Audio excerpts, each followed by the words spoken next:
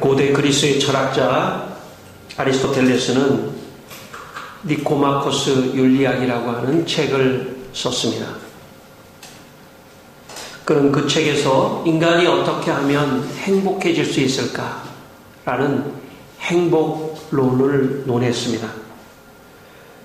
그는 그 책에서 인간은 크게 세 가지 유형을 통해서 행복을 추구한다고 했습니다. 첫째는 향락적인 삶입니다. 대중과 가장 저속한 사람들은 좋음 또는 행복을 쾌락과 동일시하는 향락적인 삶을 산다고 그렇게 말했습니다. 둘째는 정치가의 삶입니다. 교양인과 정치 활동을 하는 사람은 행복을 명예와 동일시하는데 명예야말로 정치가에게는 삶의 목적이기 때문에 정치를 통해 명예를 얻는 것을 행복이라고 생각한다고 그렇게 말을 했습니다. 세 번째는 관조하는 삶입니다. 아리스토텔레스는 이 세 번째 관조하는 삶이 인간에게 가장 행복한 삶이라고 강조했습니다. 관조하는 삶이란 철학을 공부하고 지성을 사용하여 진리를 생각하며 궁극적인 것들을 찾아나가는 그런 삶을 말합니다. 아리스토텔레스는 이렇게 말을 했습니다. 인간에게는 지성에 걸맞는 삶이 최선이자 가장 즐거운 삶이다. 지성이야말로 다른 어떤 것보다도 인간적이기 때문이다. 그러나 관조하는 삶은 가장 행복한 삶이다. 그러니 관조하는 삶은 가장 행복한 삶이다. 이렇게 말을 했습니다. 인간은 누구나 할 것 없이 이 세상에 살아가면서 행복하기를 원하고 있습니다. 그러나 사람마다 행복의 기준은 다 다릅니다.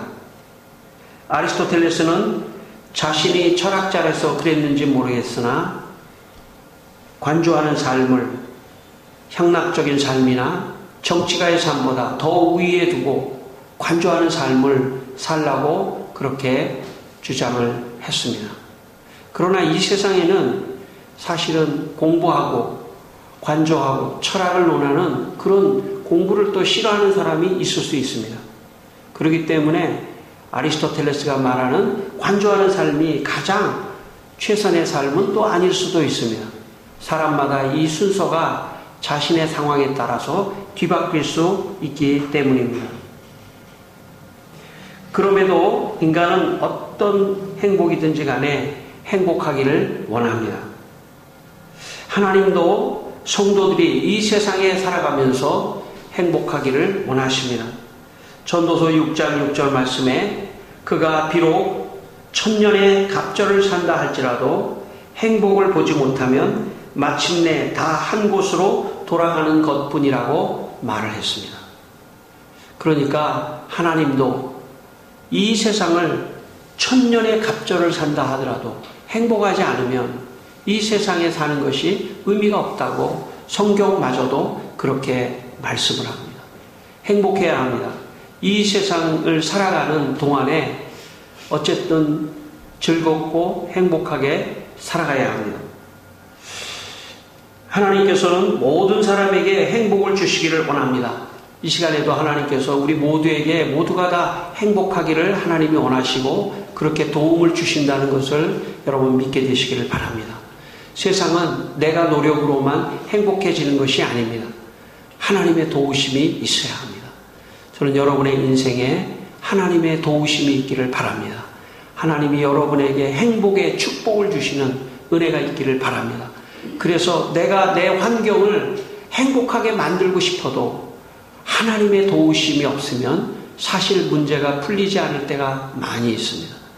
오늘 이 시간에 하나님께서 여러분의 삶에 개입하셔서 행복을 여러분에게 주시는 그런 여러분의 인생이 되시기를 주의 이름으로 축원합니다. 오늘 본문의 말씀 18절 말씀을 한번 다시 읽겠습니다. 18절입니다. 오늘 누가복음 12장 18절 말씀 같이 한번 읽겠습니다. 또 이르되 내가 이렇게 하리라. 내 곳간을 열고 더 크게 짓고 내 모든 곡식과 물교를 거기 쌓아두리라. 아멘. 한 부자가 밭에 소출이 너무 많이 생겨서 고민이 생겼습니다. 너무 이 소출이 많으니까 쌓아둘 곳이 없다. 그래서 내가 있었던 원래의 곡간을 헐고 더 크게 곡간을 지어야 되겠다. 이렇게 생각을 했던 것입니다. 그래서 더 많은 곡간을 쌓아두면서 행복하기를 원했습니다. 제가 중학교를 다니면서 아이들끼리 유행하던 놀이가 하나가 있었습니다. 그 놀이는 다른 게 아니라 다마를 치는 놀이였습니다. 다마라고 하면 요즘에는 사용하지 않지만 아마 제가 어렸을 때는 그게 아마 일본 말 같은데 이 구슬을 가지고 놀이하는 그런 놀이가 많이 있었습니다. 그걸 맞춰가지고 또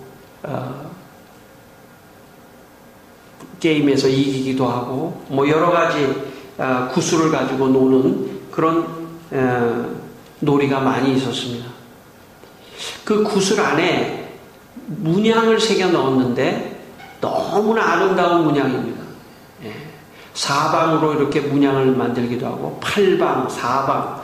그래서 그 다마를 이렇게 사면 그 구슬을 사면 그 문양에 너무 아름다운 문양을 막 골라서 사기도 하고 그랬습니다. 어쩌면 지금 제가 잘 모르지만 지금도 있을지도 모릅니다.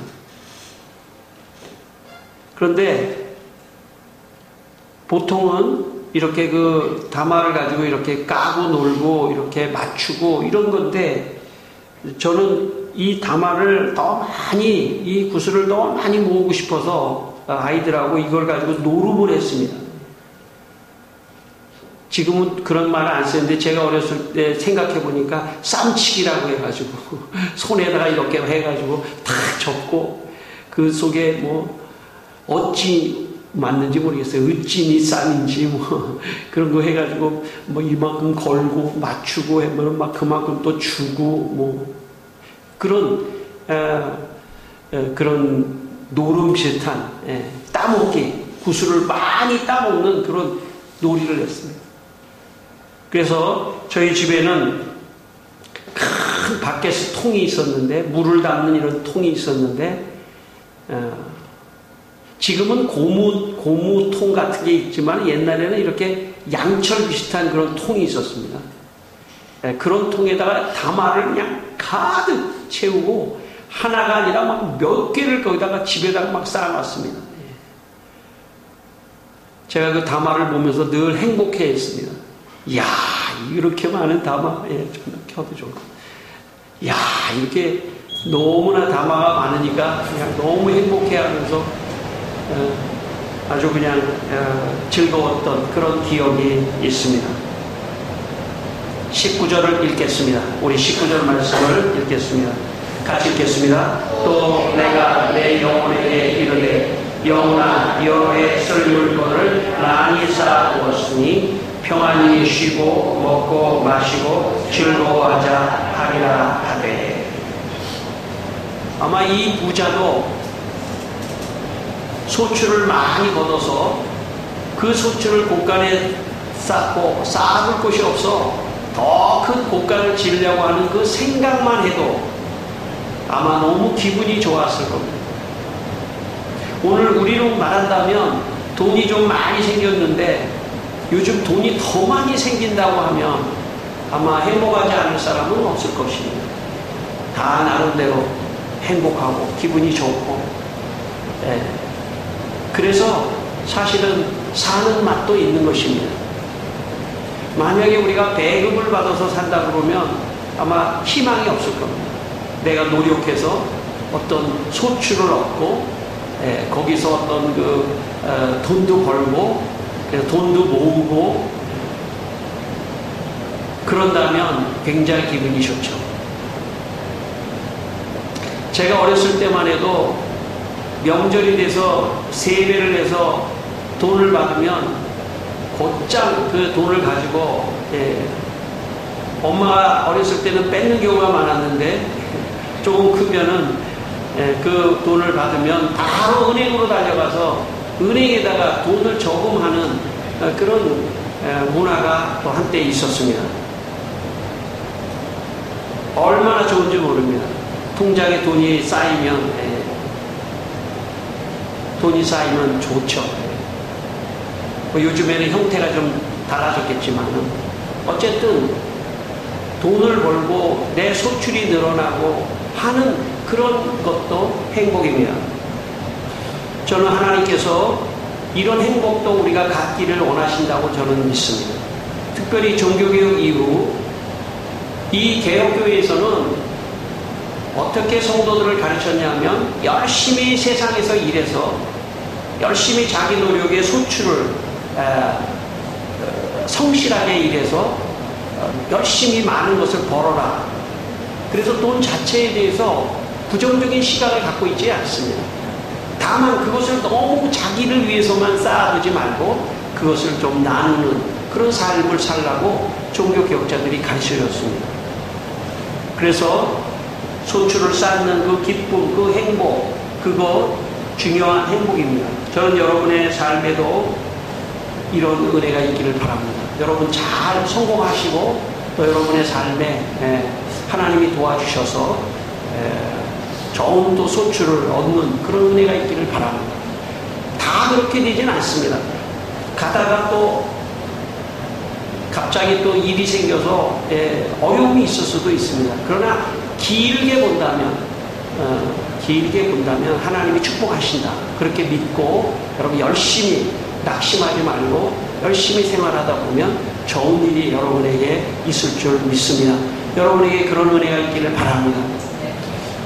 그런데 그럼에도 불구하고 사람은 그 소출을 쌓는 그것에만 행복을 느끼지를 않습니다. 사람은 이상한 존재입니다. 그런 어떤 소출이 쌓이면 거기서 계속해서 만족하고 행복할 것 같은데 인간은 그런 존재가 아닙니다. 그게 일상화가 되면 그런 소출이 일상화가 되면 어떤 마음의 허전함과 매너리즘과 조금 더 뭔가 행복하고 싶은 그런 마음이 생기는 것입니다. 그래서 돈만 많다고 해서 또 이런 것들이 많다고 해서 곧 그것이 비례해서 그것이 곧 행복이다 이렇게 말하기가 참 어려운 것이 인생입니다. 또 인간은 마음속 깊은 곳에 물질을 넘어서는 더 높은 차원의 행복을 갈망하고 있기 때문에 그렇습니다. 저는 여러분의 인생에서 가장 행복한 삶을 살게 되시기를 바랍니다. 고대 라틴 교부 아우구스티누스는 북아프리카 알제리, 지금의 알제리에서 태어났습니다. 그는 기독교 2000년 역사에 가장 위대한 신학자이며 목사였습니다. 그런데 그 사람이 하나님을 믿기 전에 그는 알제리 북아프리카 출신이기 때문에 아주 얼굴이 까만 그런 남쪽의 사람들은 아니었지만 그래도 얼굴이 좀 거무스름한 사람입니다. 당시는 로마가 전 세계를 지배하고 있었기 때문에 로마에 가야만이 성공할 수 있었습니다. 그런데 이 아구스티누스는 이방인입니다. 북아프리카 출신이기 때문에 사실 성공하기가 참 어려운 그런 조건이었습니다. 그런데 로마에 유학을 가서 어렵게 성공을 합니다. 그 당시에는 연설을 하는 사람이 가장 정치가로서 성공하면 제일 성공하는 거기 때문에 연설을 가르치는 교수가 됐습니다. 이것을 수사학이라고 말하는데 수사학 교수가 됐습니다. 근데 수사학 교수 중에서도 황실에 사람들을 가르치는 수사학자는 더 성공한 사람인데 아우구스티누스는 황시대의 사람들을 가르치는 그런 수사학 교수가 되었습니다. 그는 수사학 교수가 되었는데도 육체적 욕망에서 벗어날 수 없었습니다. 그는 그의 육체적 욕망을 채우면 행복할 줄 알았지만 그는 더 허전해지기 시작했습니다. 그는 많은 부를 얻었습니다. 황실 수사학 교수였기 때문에 많은 부를 얻었지만 그러나 채울 수 없는 허전함이 그 마음에 찾아왔습니다. 명예도 얻었습니다. 그 명예도 얻었지만 그 마음속에는 허전함이 계속해서 밀려 들어왔습니다. 다른 사람이 볼 때는 행복해 보였지만 막상 자신은 행복하지가 않았습니다. 그는 절망했습니다. 고민했습니다. 그러던 어느 날 그 마을에 가장 수사학적 말을 잘한다고 하는 사람의 소문을 듣게 됩니다. 그 사람은 교회에 오늘날 말하면 목사님 암브로시우스라고 하는 목사님의 설교를 듣고 그는 예수를 믿게 됩니다. 하나님을 믿게 된 아우구스티누스는 그동안에 자기가 행복이라고 생각했던 그 많은 것들은 진정한 행복이 아니라 하나님이 내 마음 안에 있고 내가 하나님을 믿는 것이야말로 진정한 행복이라고 하는 것을 깨닫게 됐습니다. 그는 행복한 삶이라고 하는 유명한 책을 남겼는데 그 책에서 이런 말을 했습니다.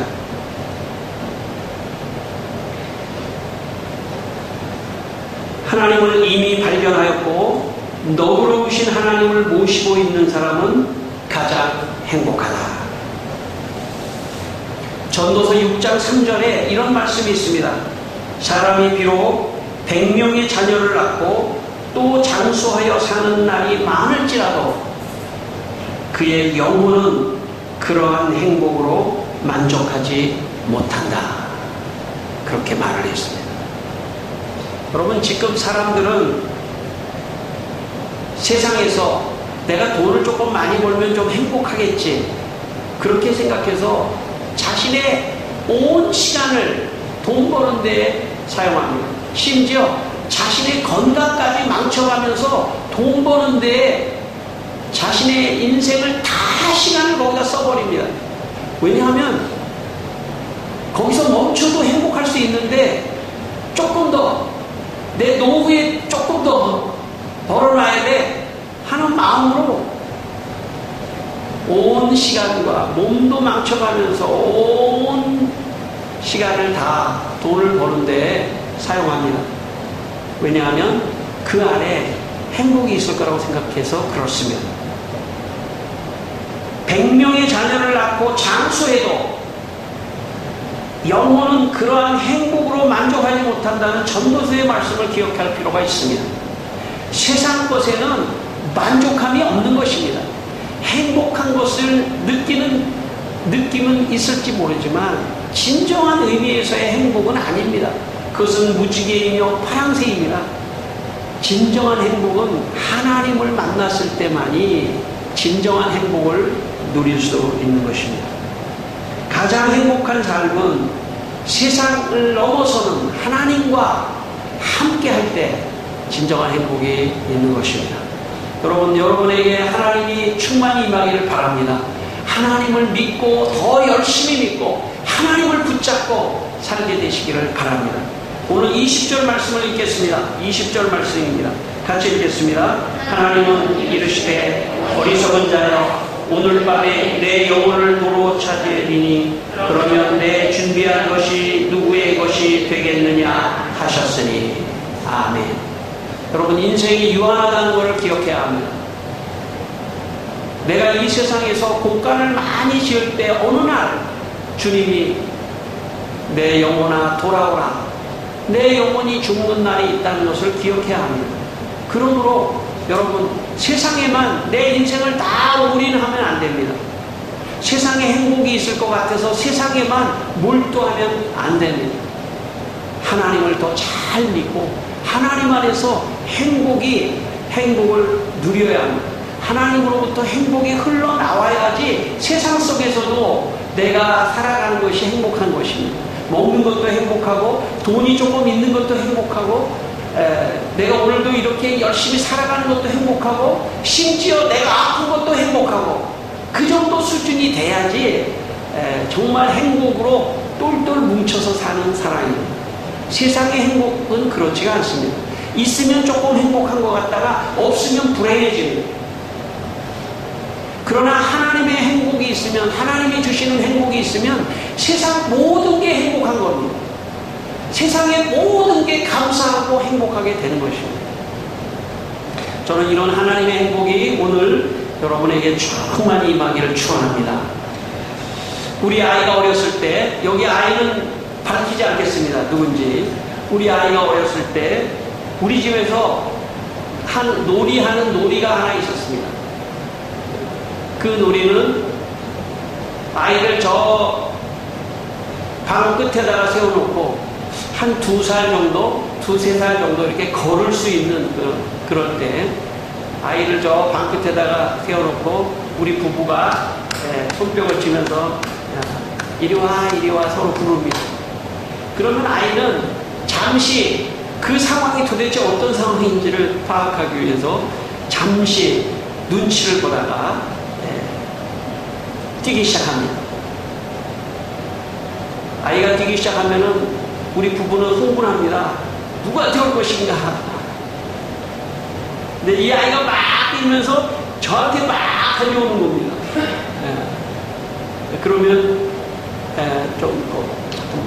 저한테 막 달려옵니다. 그러면은 제가 너무 좋아가지고 와 막 하고 있는데 제 앞에서 갑자기 코난을 딱 틀어가지고 엄마 품에 딱 안기는 거예요. 엄마 품에 안겨서 조금 미안했는지 저를 이렇게 쳐다보면서 깔깔깔깔 웃습니다. 그러면 제가 또 한 번 해봐 그러면서 또 저기다 놓습니다. 그럼 이번에도 저한테 막 달려오는 척 하다가 제 앞에서 방향을 딱 틀어가지고 엄마 품으로 딱 갑니다. 제가 그럼 또 한 번 하자 그러면 이제 저 미안했는지 또 제 품에도 한 번 안겨요. 한 10번 하면 한 번 정도 저한테 오고 9번은 엄마한테 갑니다.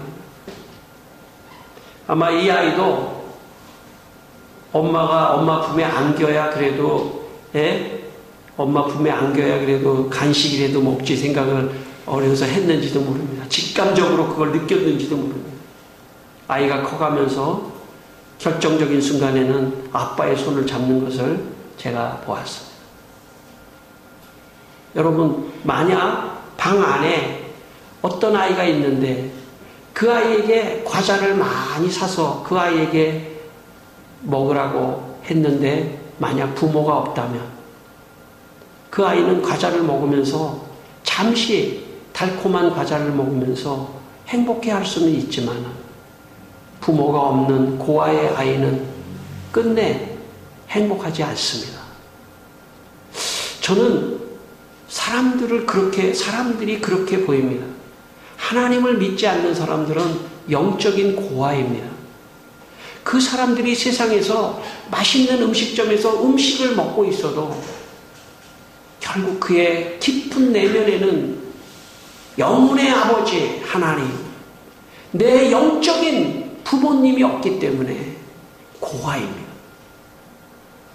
맛있는 음식을 먹고 돈을 은행에 싸놓고 주식을 싸놓는다 하더라도 결국은 잠시적인 행복이지 영혼의 아버지가 없는 인생은 가장 불쌍한 인생입니다. 성도 여러분, 진정한 행복은 위로부터 오는 것입니다. 진정한 행복은 하나님으로부터 오는 것입니다. 여러분이 어려울 때 하나님을 향해서 아버지, 저는 여러분의 입에서 하나님을 향해서 아버지라고 하는 단어가 터져 나오는 날이 있기를 바랍니다. 기도할 때 아버지 도와주십시오. 아버지 내가 너무 어렵습니다. 아버지 내 마음이 너무나 슬픕니다. 내 마음이 행복하지 않습니다. 그렇게 아버지 날 도와주십시오. 라고 그 아버지에게 매달려서 아버지로 하여금 위로를 받고 내가 너와 함께한다. 걱정하지 마라. 내가 너를 도와준다. 두려워하지 마라. 내가 너와 함께한다. 걱정하지 마라. 하는 그 주의 음성, 하나님의 음성이 들어올 때 행복하게 되는 것입니다. 저는 여러분에게 이 아버지 하나님이 함께 하시기를 바랍니다. 그럴 때 이 세상 속에서도 행복하게 살아갈 수 있는 것입니다. 21절 말씀을 함께 읽겠습니다. 21절 말씀 같이 읽겠습니다. 자기를 위하여 재물을 쌓아두고 하나님에 대하여 부유하지 못한 자가 이와 같으니라. 아멘. 여러분, 이 부자는 하나님이 없이 재물에만 집착했던 사람입니다. 이 사람이 재물에만 집착할 때 그는 나름대로 행복했지만 제가 이 사람을 볼 때는 고아와 같은 사람입니다. 마치 어린아이로 본다면 방 안에 과자 앞에 널브러져 있는 과자 앞에 정신없이 과자를 먹는 아이와 같이 보입니다. 그런데 두리번거리니까 아무도 없습니다. 부모가 없습니다. 자기 인생에 아무도 없습니다. 여러분, 인생에 아무도 없는 것이 가장 불행한 인생입니다. 인생은 하나님의 손을 잡고 살아야 합니다. 하나님의 손을 잡고 살면 하나님에게 부유하게 살아가는 것입니다. 하나님을 잡고 사는 사람은 하나님 앞에서 부유하게, 하나님에 대해서 부유하게 살아가는 사람입니다. 그런 사람은 세상에서도 모든 것을 감사하면서 부유하게 살아가는 사람이 되는 것입니다. 하나님이 없는 사람은 세상에서 물질을 좀 쌓으면 만족이 있을 것 같죠? 행복할 것 같죠? 그렇지 않습니다. 조금 생기면 더 생겼으면 하고요. 더. 행복은 끝이 없습니다. 행복은 파랑새를 잡으러 가는 것과 같고 무지개를 따라가는 것 같은 것이 이 세상의 삶의 원리입니다. 하나님이 있을 때만이 이 세상을 해석하는 해석학적 능력이 달라지는 것입니다. 중세의 수도사 프란치스코라고 하는 수도사가 있었는데 어느 날 제자 마세오라고 하는 사람과 함께 전도 여행을 떠났습니다. 아무것도 없었습니다. 먹을 것이. 그런데 어떤 집에서 아주 마른 빵, 다 말라 비틀어진 빵 두 쪽을 줬습니다. 프란치스코는 그걸 받아들고 너무나 기뻐하면서 한 입밖에 되지 않는, 조금밖에 되지 않는 그걸 받아들면서 마세오하고 바위 위에 올랐습니다. 바위 위에 올라서 옆에는 시내가 흐르고 바위 위에 올라서 하나님께 감사했습니다. 그러면서 옆에 있는 마세오라고 하는 제자에게 이렇게 말을 했습니다. 마세오, 이 보물을 보게나. 이 보물을 보게나. 그랬더니 옆에 있는 마세오가 아니 스승님, 그 마른 빵 두 조각을 가지고 뭘 보물이라고 합니까 그거를. 그랬더니 프란치스코가 이렇게 말을 했습니다. 하나님의 섭리가 없다면 이 마른 빵이 우리에게 올 수 없었을 것입니다.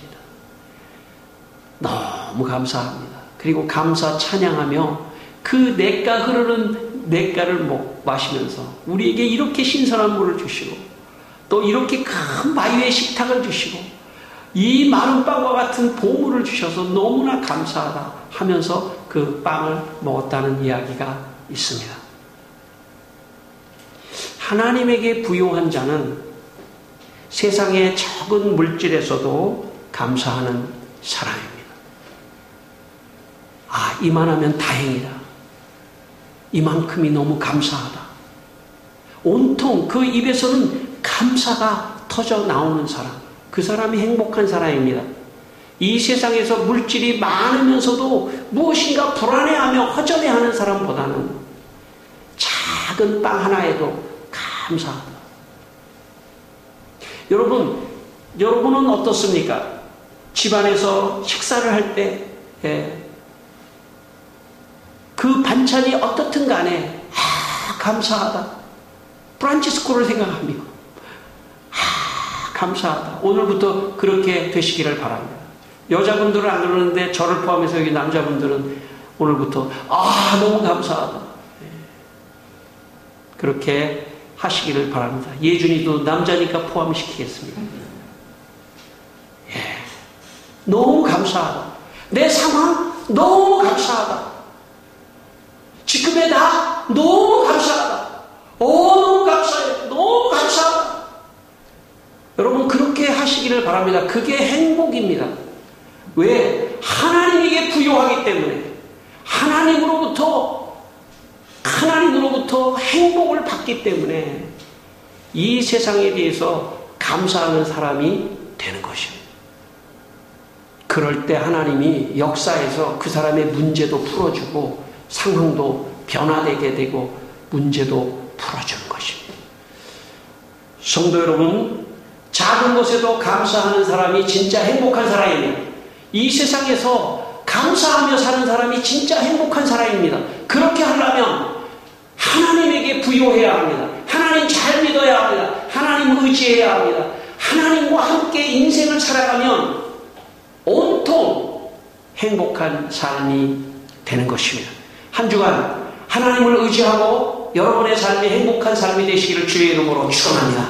기도하겠습니다. 우리 함께 기도하겠습니다. 하나님 아버지 감사합니다. 주님, 저희들이 주일날 이렇게 교회에 나와서 하나님을 의지하며 아버지 하나님 예배하며 하나님을 붙들고 살아갑니다. 정말 위기의 이 시대이지 않습니까? 그렇기 때문에 우리의 예배는 더 귀합니다.